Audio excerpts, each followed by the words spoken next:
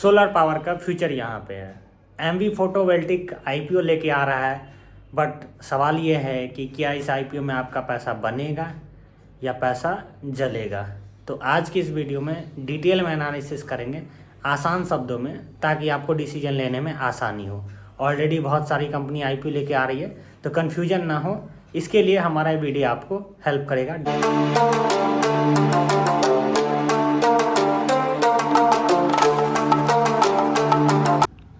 जी हाँ दोस्तों, अभी हम इस कंपनी के बारे में थोड़ा सा डिस्कस करेंगे कि कंपनी क्या करती है। तो एमवी फोटोवोल्टिक पावर लिमिटेड एक इंडियन सोलर एनर्जी कंपनी है जो सोलर पैनल्स और उनके मेन पार्ट्स बनाती है। कंपनी 2007 में स्टार्ट हुई थी और आज इंडिया के टॉप सोलर मैन्युफैक्चरर्स में से एक बन चुकी है। ये एक इंटीग्रेटेड मैन्युफैक्चर है। इसका मतलब ये हुआ कि सोलर सेल और मॉड्यूल्स दोनों ये खुद ही बनाती है और ये किसी पे डिपेंडेंट नहीं रहते हैं। अभी के टाइम पे अगर मैं बात करूं तो एमवी के पास 7.80 गीगावाट सोलर पीवी मॉड्यूल बनाने की कैपेसिटी है एंड 2.94 गीगावाट सोलर सेल बनाने की कंपनी के पास कैपेसिटी है। कंपनी के पास अगर मैं आपसे बात करूं तो टोटल जो है सो 4 इनके पास मैन्युफैक्चरिंग यूनिट्स है। ठीक है, ये सब मिला के अराउंड 22.44 एकड़ का एरिया कवर करते हैं। इनमें से उनका main solar cell plant Dobaspet Bengaluru में है और ये इंडिया का सबसे TOPCon solar cell manufacturing units में से एक है। अब बात करें प्रोडक्ट्स की, तो कंपनी बाईफेशियल और मोनोफेशियल टीओपीसी ऑन मॉडल्स और मोनो पीईआरसी मॉडल्स बनाती है। अब आप सोच रहे होंगे बाईफेशियल और मोनोफेशियल में क्या डिफरेंस है। मोनोफेशियल सोलर पैनल वो होते हैं जिसपे सिर्फ एक साइड से सनलाइट एब्जॉर्ब करते हैं फ्रंट साइड से, और ये सबसे कॉमन टाइप का पैनल होता है और इसका प्राइस भी थोड़ा सा कम होता है। अगर मैं आपसे बाईफेशियल सोलर पैनल की बात करूं तो ये दोनों साइड से काम करते हैं, फ्रंट और बैक दोनों साइड से। जब सनलाइट ग्राउंड से रिफ्लेक्ट होती है और बैक से भी, तो एनर्जी जनरेट होती है। इससे आउटपुट 5 से 20% तक ज़्यादा मिलता है। सिंपल शब्दों में अगर आपको कहें तो मोनोफेशियल एक साइड से काम करता है, बाईफेशियल दोनों साइड से काम करता है, और एमवी दोनों टाइप की हाई एफिशिएंसी पैनल बनाती हैं। तो शॉर्ट में बताऊं तो एमवी एक technology driven solar manufacture company है जो बड़ी production capacity and advance technology और इंडिया में रिन्यूएबल एनर्जी का बूम का डायरेक्ट एडवांटेज है। तो जी हाँ, जैसा कि आपने आईपीओ में अप्लाई करने का मन बना ही लिया है, तो कुछ इंपॉर्टेंट डेट्स है वो मैं बता देता हूँ आपको।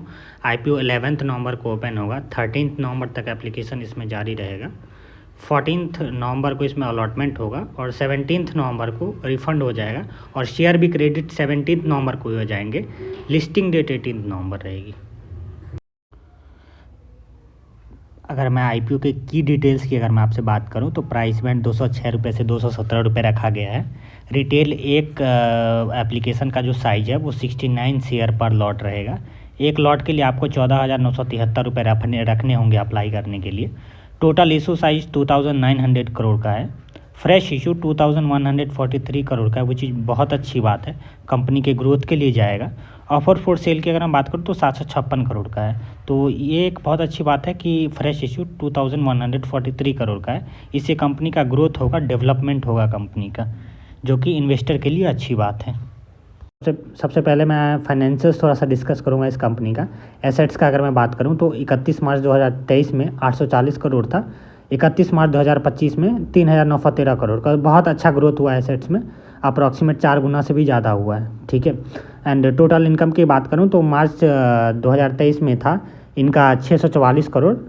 ये 31 मार्च 2025 तक 2,360 करोड़, अप्रॉक्सीमेट 3 गुना से भी ज़्यादा ग्रोथ हुआ है। ठीक है, प्रॉफिट आफ्टर टैक्स की बात करूं तो 31 मार्च 2023 में 8.97 करोड़ था एंड 2025 में 31 मार्च तक 369 करोड़ था। प्रॉफिट में भी मतलब डिसेंट ग्रोथ हुआ है।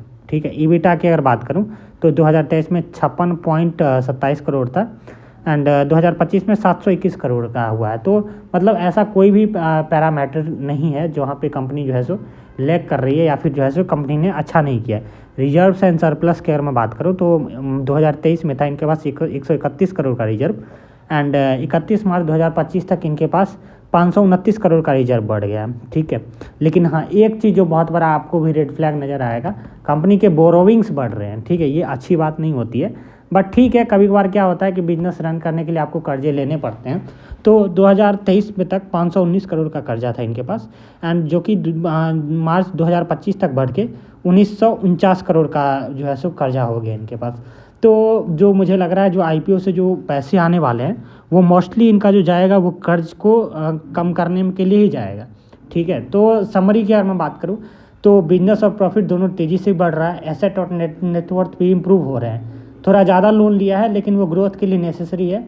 ये एक ओवरऑल पॉजिटिव फाइनेंशियल पिक्चर बताता है, स्पेशली सोलर एनर्जी सेक्टर के लिए। तो फाइनेंशियल पार्ट ओके है, मतलब अच्छा कह सकते हैं हम।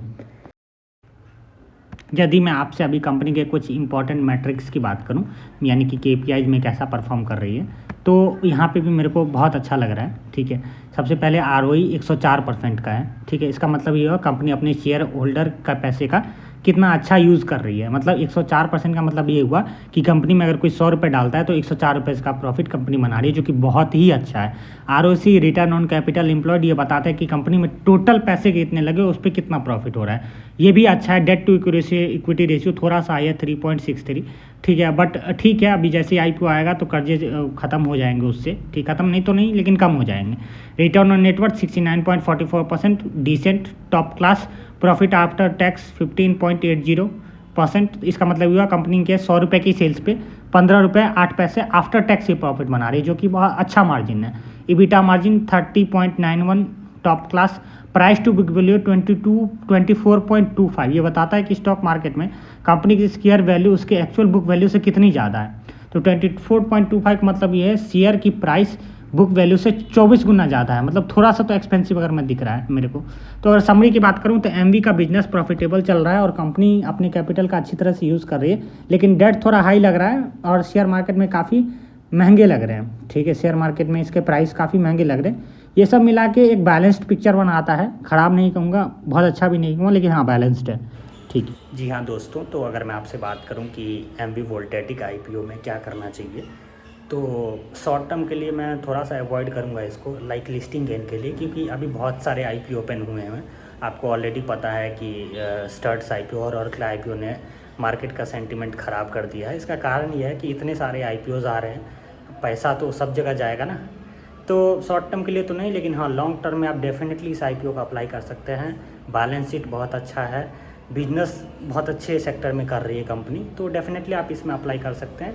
लेकिन एक साथ साथ मैं ये भी सजेस्ट करूँगा, मैं कोई सेबी रजिस्टर्ड एडवाइज़र नहीं हूँ, तो सेबी रजिस्टर्ड एडवाइज़र से कांटेक्ट करके या फिर खुद के रिसर्च एनालिसिस करके इन्वेस्टमेंट करें।